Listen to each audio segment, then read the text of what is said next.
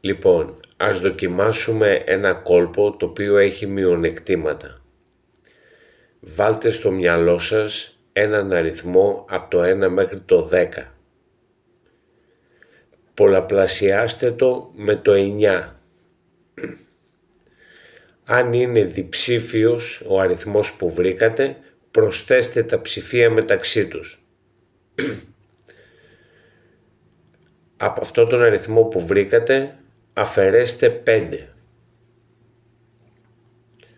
Ο αριθμός που σας έμεινε, αντιστοιχίστε τον σε γράμμα της αλφαβήτου.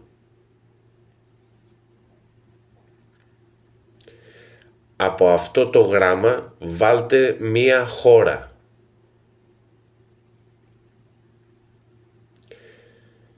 Από το επόμενο γράμμα της αλφαβήτου βάλτε ένα ζώο.